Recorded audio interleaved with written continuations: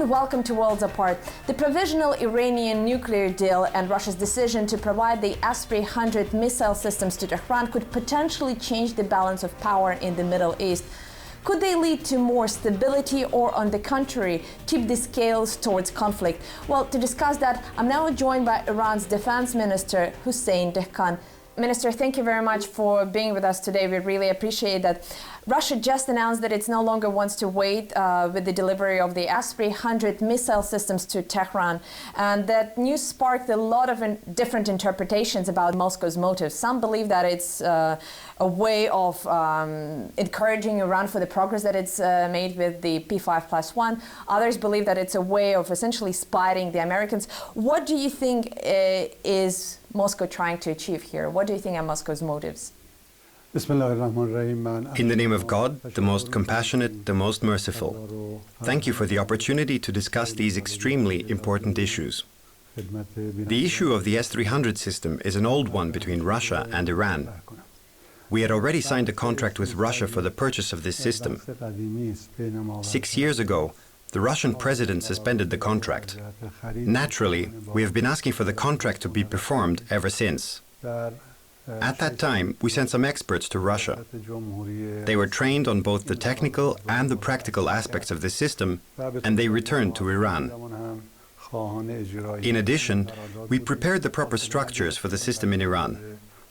In other words, we were prepared to receive the system based on the contracts that we had signed. Our position has always been to seek the performance of the contract. In the new administration of President Rouhani, several meetings were held between the presidents of the two countries, where they discussed the performance of the contract. And in the end, it was agreed that the contract... So do you believe that's because of the efforts that the new government of Iran has done? Do you think that's because Moscow finds it perhaps geopolitically beneficial for it to make this move right now, or perhaps of the actions of some other actors? Who do you think was the impetus for this deal? Let me explain the process. Then, if you have any questions, I will answer them. We raised the issue of this contract at various negotiations and meetings between the presidents of the two countries. The Russian party announced that there were some limitations, indicating that the former president of Russia had suspended the contract. And in accordance with the Russian government's tradition, the current president usually refrains from cancelling orders given by his predecessor. In the end, it was said that the current president has the same authorities as his predecessor, so he must have the power to do this. Then we discussed ways in which both parties could execute the contract with Mr. Shoigu on the sidelines of last year's security conference. Finally, during Mr. Shoigu's trip to Iran, we agreed with Mr. Shoigu that we should make all of the preparations before my trip to Russia for the current conference, so that we could execute the contract. Well, all of these arrangements were made, and 2 weeks ago, the esteemed president of Russia issued a statement indicating that Russia had agreed to deliver the system to Iran based on the contract we had previously concluded. Now, whether the acceptance was subject to external factors and whether it was related to the P5+1 talks, that needs to be analyzed. From our point of view, it was because of the new conditions created in the relations between the two countries, as well as the political determination of both sides to improve relations in all areas. Minister, with all due respect, I don't think it's an exclusively bilateral issue. I think it has many more other geopolitical implications. And one possible explanation for that deal, at least discussed here in Moscow, is an effort to provide a deterrent against a unilateral action by Israel, something that the Israeli leadership has been very publicly discussing, a strike against Iranian nuclear facilities. Now, I know that to many Iranians that is a very offensive language, but rather than discussing it, I would like to ask you, as a defense minister, do you think the possession of those missile systems constitutes a big enough deterrent for your country? Do you think Israel could be well, I don't know, scared away or forced to reconsider some of its actions because of these specific systems? Well, thank God and thanks to the human, technical and industrial capacities we have in our own country, we do have the necessary defense systems to guarantee our aerospace security. We have even designed and are now building a system similar to this one, and we expect to be able to test its production model by the end of the current Iranian year. As I have stressed to the Russian party repeatedly, what was and still is the most important thing for us is the fulfillment of the contract once it has been signed. Today, we consider the acceptance as Russia's decision to fulfill its obligations to Iran under the S-300 contract. The question of whether we need such systems to counteract Israel or to guarantee our nuclear security should be considered from the perspective that every country seeks to have access to various systems that it deems necessary to meet its defense and security needs. And likewise, in order to meet such needs, Iran doesn't need to make arrangements with any authorities, nor does it need to ask anyone's permission. Iran will make the decision on its own and will implement it on its own. Now, Russian President Vladimir Putin was asked about the provision of S-300s to Iran, and his answer was very interesting. He said that his influence may have been also led by considerations of these systems being a deterrent factor in connection with the situation in Yemen. And I find this slightly unusual because we only heard, over the last couple of years about Iran. But do you think he was referring to the possibility of a unilateral strike by Saudi Arabia against Iran, and perhaps as a result of a spillover from the Yemeni conflict? Do you even consider that as a possibility, as a threat? No. There is no connection between these two issues, because the decision about the performance of the contract was made long before the events taking place in the south of the Persian Gulf, namely the attack by Saudi Arabia and its allies on Yemen. Therefore, this is not related. Whether Israel will or will not attack us now that we have this system is the political aspect of the issue. For us, the technical and operational aspects of the contract were most important. In my opinion, giving a political color and flavor to this contract kind of deflects from the real issue, because the issue is clear. There was a contract which was suspended for some time under certain circumstances. And now, under different circumstances, the same contract has been revived. From our point of view, the only reason for such a decision was the determination of both parties to fulfill their mutual obligations. But now, for example, what Israel does, or what the United States of America does, or what some country has said, or what becomes of Saudi Arabia, all that has nothing to do with this issue. It's quite natural for analysts to make assumptions and guesses in their analyses, because they are looking at the issue from their own angles. From our point of view, the reason is that we have decided to create the necessary infrastructure for our country based on our own conditions, and one of the results of that decision was to purchase the S-300 system. Now, speaking about securing your country, both the aerospace and more broadly, for years the main axis of enmity was between Iran and the United States. Some of your leaders referred to the United States as this great Satan. The American leadership was also, not very kind in describing Iran as an irrational theocracy. But it seems that right now, the rhetoric coming out of traditional American allies, both the Saudi Arabia and Israel, is far more belligerent than the rhetoric coming out of Washington. If we put aside the rhetoric, who do you think represents a greater danger to the security of your country? Is it Washington, or is it perhaps some of its allies? We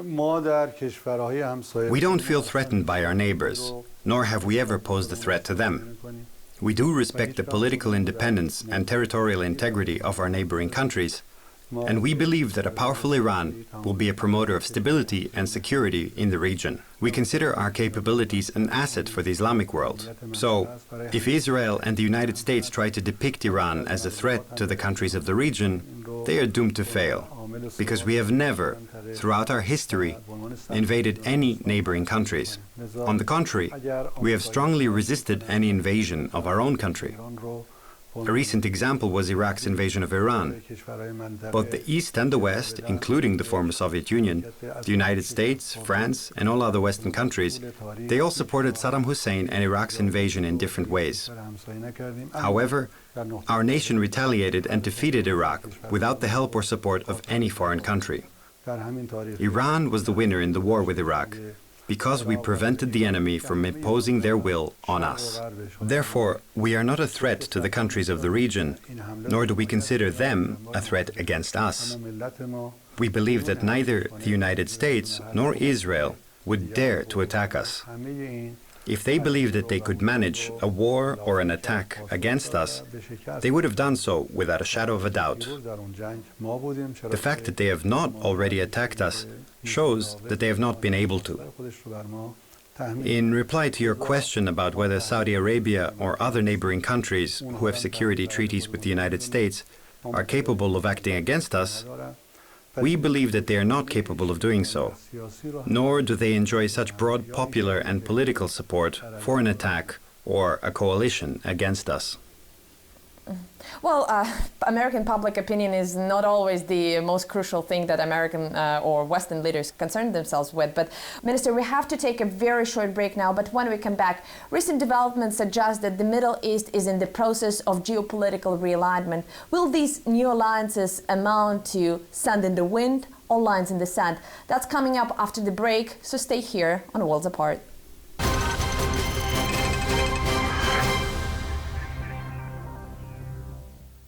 Welcome back to Worlds Apart, where we are discussing Iranian and regional security with Iran's defense minister, Hossein Dehghan. Minister, just before the break, we were talking about regional security. What I would like to ask you was about security arrangements, various security arrangements and security alliances, because today at the conference, and we are speaking on the sidelines of Moscow Security Conference, you made a very interesting statement. You said that Iran supports the idea of multifaceted cooperation between China, India, Russia, and perhaps some other countries as a way of counterbalancing NATO expansion and also to counterbalance the deployment of a missile shield in Europe. And for many years we've been hearing that this missile shield is aimed at deterring Iranian threat that you say doesn't exist. Now, there's been some progress in your talks with the P5+1. There's been some kind of rapprochement with the Americans. If the deal on the Iranian nuclear program is reached, and that's primarily the deal between you and the Americans, would there still be the need for these multifaceted alliance that you talked about? This is the traditional and wrong view about our relations with China, Russia, and the United States. Basically, the world has gone through serious changes. Today's Islamic Iran is not the same as it was in the time of the Shah. We do not see the United States the way that it would have been seen then. First of all, I would say to you that if you follow the news, you must have heard the President of the United States literally saying, "We have taken every possible action against Iran. However, our measures have not proven effective. So the only option we have is to negotiate with Iran to resolve the nuclear issues. And we have officially said that no other issues will be on the agenda of our negotiations with the P5+1 group, especially with the United States. Naturally, we would not allow the scope of the negotiations to cover any issues other than the nuclear one. So that's why we are now negotiating with the P5+1 group, and those talks were organized by the United States.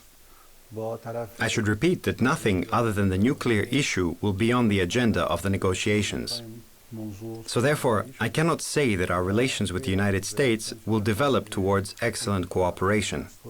Of course, if Americans as a country and as a nation take a constructive position towards other countries, including Iran, we do not see any obstacles to the establishment of normal ties with them.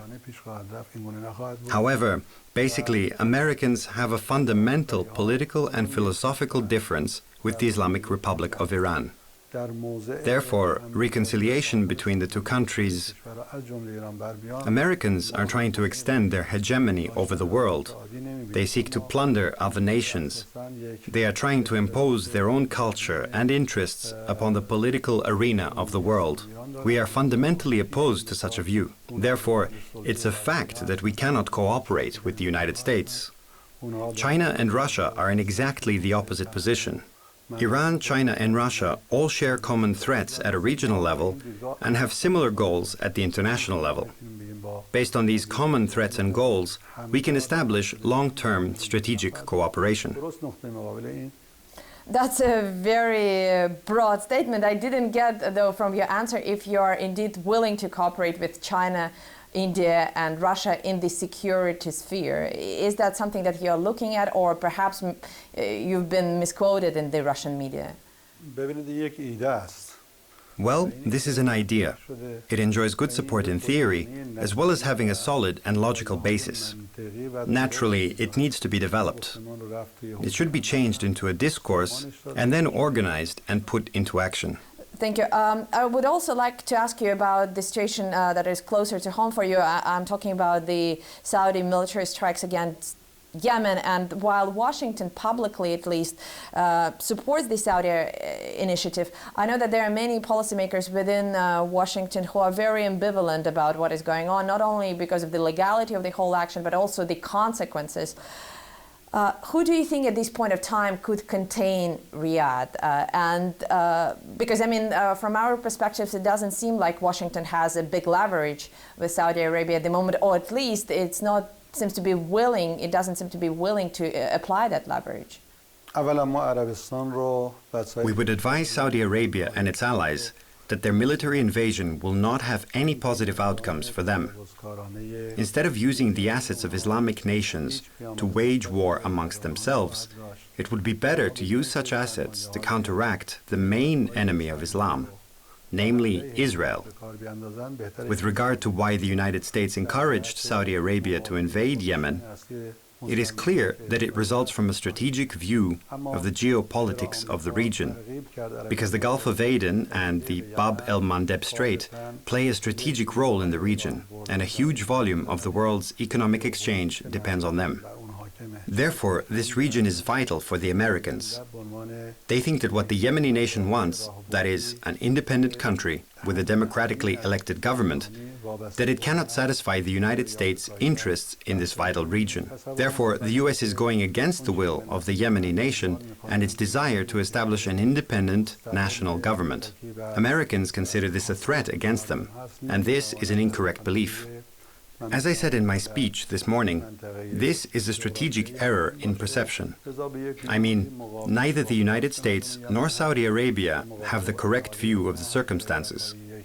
In fact, the Americans have instilled such an idea into Saudi Arabia and encouraged it to take the actions that it has. In the beginning, some countries declared that they would cooperate with Saudi Arabia. However, when they saw the real circumstances in practice, they withdrew and refrained from taking part in the operations. Saudi Arabia and its allies have bombed the Yemeni nation's infrastructure and have prevented aid from other countries from reaching this nation, which has been invaded and subjected to relentless massacres.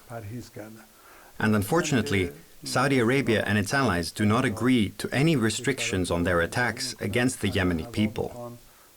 As to whether the bombing campaign will help Saudi Arabia succeed and, in other words, lead the Yemeni nation to surrender, I would say that the answer is no. Saudi Arabia has previously waged wars and invaded Yemen 4 times. In all the previous wars, the Yemeni nation won and Saudi Arabia was defeated. I think that if Saudi Arabia does not stop its attack on Yemen, and if it fails to let the Yemeni people determine their own destiny based on their own will and without the intervention of other countries, then this invasion will also have severe consequences for Saudi Arabia. Minister, I have to ask you, though, it's not a secret that Iran has good ties with the Houthis, and I know that some of that, your involvement there has been primarily humanitarian, helping to build schools, helping to build hospitals, but there are also reports about, training some of the forces and weapon supplies. And let's be honest here, I think we hear such claims in every single conflict, about Russia's involvement in Ukraine, about Turkey's involvement in Syria, about American involvement everywhere. So I think it would be a bit perhaps disingenuous to claim that some of that never happens, because everybody pretty much does that. But I would like to ask you, though, what do you think the limits of that involvement should be? Not only in terms of the Iranian involvement in Yemen, but more broadly, geopolitically, what are the rules of engagement or involvement in a foreign country where you may have interest, legitimate interest? Let me ask you a question. Was it the Americans and Israelis who trained, equipped, and organized Takfiri and Zionist groups and terrorists, or was it somebody else? Because if you were present at that conference today, you would have seen that we played a video in which Mrs. Clinton officially declares that we ourselves organized such groups to counteract the Soviet Union's presence in Afghanistan. Then they were transformed into the Taliban, who then formed Al-Qaeda. And Al-Qaeda in turn became ISIS. So therefore it was the Americans, the Israelis, and unfortunately the reactionary countries of the region who helped the process of forming, organizing, and supporting the terrorist groups. Now, what is the result? Firstly, the capacities and potential of the Islamic world are being degraded as a result of a series of criminal actions. The infrastructure of Muslim countries is being devastated, and Muslims are killing Muslims. Meanwhile, Israel and the United States stand by and watch the scene play out, which guarantees their interests without any cost to them. As to our position on Syria, Iraq, and Yemen, I should say that we have officially declared that we will stand by and help any country invaded or threatened by the United States and Israel, provided that the government or the nation of that country asks for help. Such an approach has been recognized in international law, and there are no obstacles to it, even in the Charter of the United Nations. Americans and Saudi Arabia are invaders, because they have violated all of the globally accepted norms and protocols. We have not invaded any country. If a government asked us for help, we have helped it. And if it had not asked for help, we did not help it on our own. As to whether we train and equip the Houthis, I should say that the Houthis are already adequately equipped themselves, especially because all of the government institutions, including the army and administrative systems of Yemen, are cooperating with them. Firstly, the Houthis are acting under their supervision. Secondly, the Houthis are not seeking to govern the country themselves. Rather, they are saying that Yemen is being governed by a corrupt government and system, and that such a government is not qualified to rule over the Yemeni nation. The Yemeni nation has decided to establish a government based on its own will. The Houthis only make up around 40% of Yemen's population. Today, it's the Yemeni nation who is standing against the invasion in a unified and coordinated way. Otherwise, a civil war could have immediately broken out, for example, between the Houthis and other religious groups. However, as we can see, such a civil war has not broken out. The only people fighting the army and the Houthis are some Al-Qaeda-related groups or some of the supporters of Mr. Mansour. Nevertheless, the Yemeni nation is becoming more united, and its decision and will to realize its goals is becoming increasingly galvanized. Therefore, Saudi Arabia has not attacked the Houthis, it has attacked Yemen. It is not massacring the Houthis, it is massacring the Yemeni nation. Saudi Arabia is not just targeting the areas which are under Houthi control, but rather it has invaded all of the territory of Yemen. So this claim that Yemen was invaded because of the Houthis' support for Iran is not correct. In my opinion, Saudi Arabia attacked Yemen with the green light and support of the United States and Israel, because the Yemeni nation wants independence and wants to determine its own destiny, and that would deprive the Americans and Saudi Arabia of this strategic region. Minister, unfortunately, we have to leave it there. I really appreciate you being on the show. And if you have any questions, please share them on our Twitter, YouTube, and Facebook pages. And I hope to see you again, same place, same time, here on Worlds Apart.